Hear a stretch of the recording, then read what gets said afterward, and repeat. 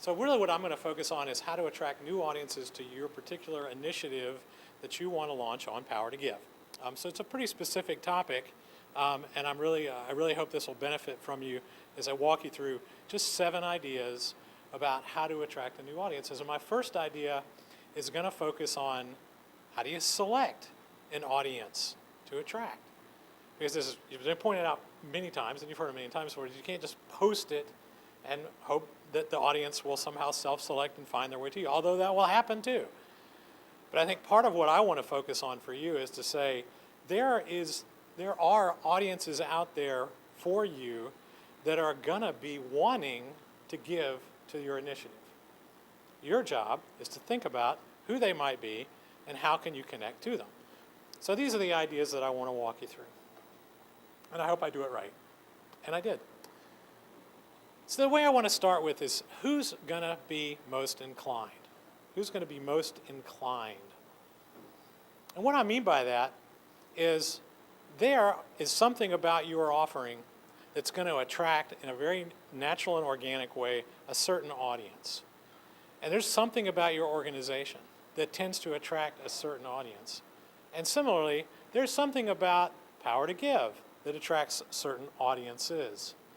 So when you think about what your offering is, what your organization is, and Power to Give, those are the audiences that I want you to try and profile.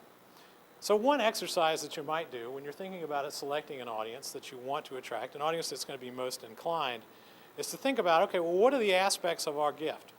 What are the singular elements of our gift that people are going to connect to? And I'm going to give you an example. So I actually helped an audience find an offering on Power to Give. This was an audience that didn't know what Power to Give was. And that was 84-year-old women, 84-year-old grandmothers. It just so happened that one of these 84-year-old grandmothers was the grandmother of my daughter. My daughter went to Northwest School of the Arts. My grandmother, like a lot of 84-year-old grandmothers, reads the Charlotte Observer religiously, every page. Good for her. She saw an article about that Northwest School of the Arts had a chance to go to Lincoln, Nebraska, and put on the color purple, the first invitation that any school in North Carolina had had for this big deal in 33 years, and she wanted to figure out how to help make that happen, but it was on something called Power to Give. So she called her computer expert, whose name happens to be Charlie, and says, is this some computer thing? Now, the funny thing about my mom is that she's an avid emailer, like a lot of 84-year-old women, and she's also an avid consumer on Facebook. She would not contribute to Facebook to save her life. Someone might see it, but she reads everything on it. Okay, so I said, okay, well, here's what we're going to do. Because I also believe in this offering, I'm going to give you a Power to Give gift card, and that'll be your first gift, but then you got to chip in too. So I set her up and said, here's how you give to Power to Give. Now, when you think about, if you're Northwest School of the Arts, and you think about who are the likely audiences for our gift, you might say, people with money. Yeah, that's a great audience. I love that audience. But what you need to think about is, who is an audience that has a really close connection to Northwest School of the Arts? Well, the grandmothers of the students are one of the audiences that you might think of. So as you walk through this and say, okay, what would be the exercise? We're going to look at what about our offering, what about our organization, and what about Power to Give, kind of combine, and what are the audiences that kind of jump out to us? And then I want you to kind of think about what kind of journey those audiences have to go on. Because what I don't want you to do, this says, incline toward what we have to offer, but not Power to Give user, like my mom. A Power to Give user, but they're not aware of what we have to offer. That would be me. I'm a Power to Give user, but I don't read the Charlotte Observer every day. I'm sorry. I wish I did. Wish I had time. So I didn't even know about this thing till Mom called me. So I fit in this quadrant. And then there's the quadrant of neither, but they have a lot of money. Don't worry about that quadrant. I mean, you can wish for it, and they'll show up eventually. So when you think about those two quadrants, and you think about, okay, our audience fits into one of those quadrants, how do I get them into both of those quadrants? For this one, we got to figure out how to get the grandmothers over to Power to Give to connect to our offer. For the Power to Give user, we got to figure out how do we put our offer in front of their face. But it starts with defining the audience first. And the way to do that is think about who is most inclined. That's idea one. My next idea is called create their persona. Create their persona. This is a word we use at Wray Ward all the time, and I'm going to show you an example of a persona. But first, let me show you what a persona is not.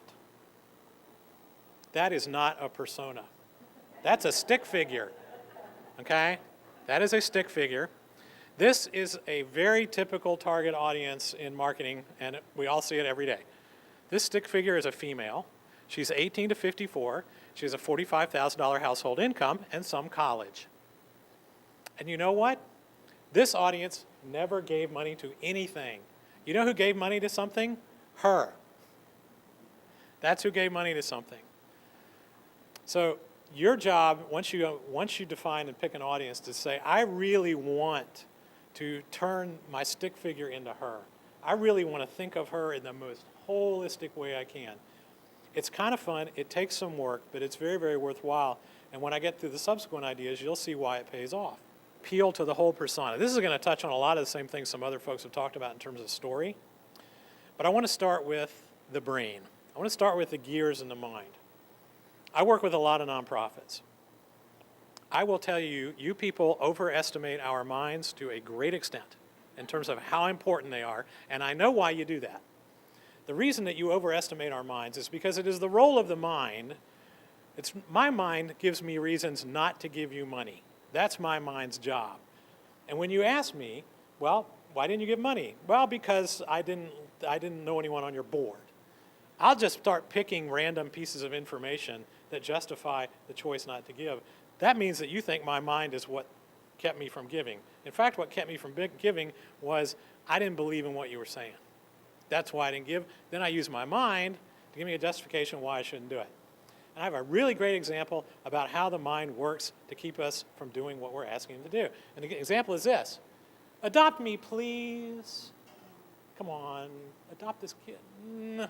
It's a kitten. Look at it. It's so cute. It's very cute. So do not overemphasize the importance of the brain. You have to remember, heart drives head. The head's the gears, the heart drives the head. The heart drives the head, the heart drives the head. We use a great illustration, and this is about brand choice and brand stewardship and why people will choose MetLife over Prudential and stuff like that. And believe me, it's very, very hard to get your heart engaged with MetLife, Snoopy or no Snoopy. You guys have a much easier job with this dynamic, and here's why. This is how we make decisions. This is how we make decisions, including decisions to give. Desires, beliefs, information all contribute to action. I want you to look at the role of information. The role of information is it influences what we believe. It influences what we believe, but our desire to our action is driven by our beliefs and our desires. Let me tell you what the brain does. This is the brain right there. Based on the information, the brain decides whether our beliefs and our desires contribute to form the action. So when you think about heart driving head, and this may be a little academic or a little abstract, but you really got to tie these two things together. You have to understand the desires and the beliefs. And this is why the persona matters so much, why you can't have a stick figure. Because it's very important for you to understand her beliefs and her desires to every extent you can so that you can touch her heart and you can create the story that will drive the gift. What form has the most impact? Well, when I say form, it's the same thing that he was saying when he said channel. What is the method of connecting with her that has the most impact? Now here's where you guys kind of cross yourselves up, because you start by thinking about what do we have that can reach them. You can push Facebook all you want, and my mom probably wouldn't have seen it because she hasn't friended yet. She doesn't even know what that means. You can push social media, but unless you have her in a database, you can't email her. For her, you got to do the Charlotte Observer. That's how you impact my mom. But the only way you know that is by unpacking totally her persona and identifying her as your audience and doing all the steps I just talked about. So really, when you think about what channel do we use to put our story out there, I want you to use that term impact. I want you to use that term impact. Not feasibility, not availability, not even cost. I want you to think about impact. I want you to think about impact because, go back, heart drives head. Heart drives head. Heart drives head. Heart can't drive head without impact. And the only way you're going to convince me to give, the only way you're going to get your story in my heart is with impact. Then your information will give my brain permission to let you approve it. So So let's talk about impact. In your cases, a lot of times, with one big exception, most of the things you're going to have involve another person, a person-to-person piece of interaction and connection. Now, the good news for you is that we have all of these great channels now, where a person is connecting to you. They're just not doing it in your face or on the phone or in the mail. They're doing it on social media. They're doing it on social media. So a great way to think about how to drive impact is, how do I get an individual to tell my audience about this, using whatever channel is going to have the most impact. Now, the channels that are typically person-to-person these days are these: WOM, email, social, indirect. WOM, email, social, indirect. WOM, email, social, indirect. WOM is word of mouth. Good old word of mouth. Good old word of mouth. God, I love word of mouth. Good old word of mouth. And the way to do that is, as Nathan called them, members of influence. This is your network. These are your fans. These are your peeps. Your first foremost job before you do anything, before you post on Facebook, before you do anything, make sure your people know about your offering. Make sure your board knows about it. Make sure their friends know about it. Make sure your volunteers and your staff. And it seems so simple and self-evident, but make sure they know about it. I have done 3 different Power to Give offerings because I heard about it in a board meeting. Something we're going to do. And I said, well, there's no other way I would have found out about it, because I heard about it in a board meeting, and all the board members need to get on there and do this thing. It's so obvious, but word of mouth. So start with your little inside group. Next, email is indeed the currency of the internet. It is the very best way to blast your messages to most of your network, to your database. Email works, it works every time, and it's easy.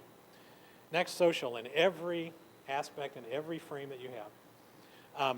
I think another great reason to really unpack your persona and do a good job of it is because it will help you complement the data-driven information that Crystal talked about in terms of knowing what they're using.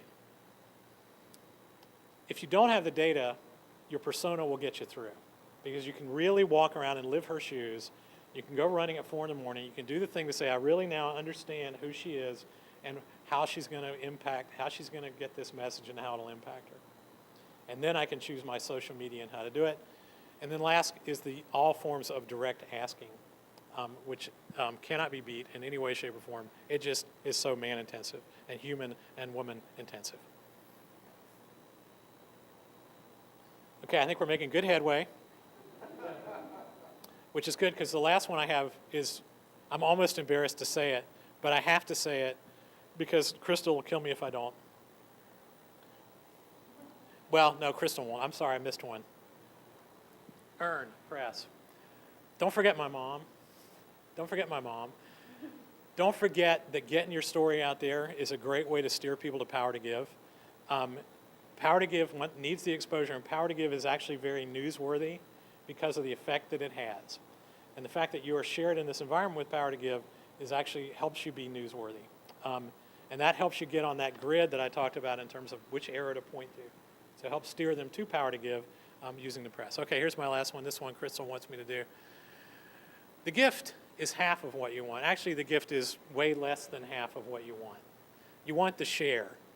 You want the share. Now, I use the share button because it was a good graphic. But you want your contributors to share the fact that they gave. You want them posting on your Facebook. You want them tweeting about it. But you also want them word of mouthing it. Attracting new audiences. Who will be most inclined? That's the way to start. Who's going to be most inclined to our offering, to our organization, and to participating on Power to Give? Probably in that order. Create a persona. Create a persona around this audience, using what you know, and then using what you assume you know, because chances are your gut's whispering to you in just the right way about who this is. Appeal to the whole persona. Appeal to the whole persona. Think about her. Think about what you're going to get from her. Remember, you got to get to her head, because you can't have her Margaret Sheridan. You're going to remember that name. You can't have her Margaret Sheridan yet and say, I can't disagree with that. That's not enough. You have to get the heart to drive the head, which means you got to hit their desires, their beliefs with information. Desires, beliefs, and information. What form has the most impact? That's how you do your selections. And the gift is only, a lot less than half of what you want. You want them to spread it.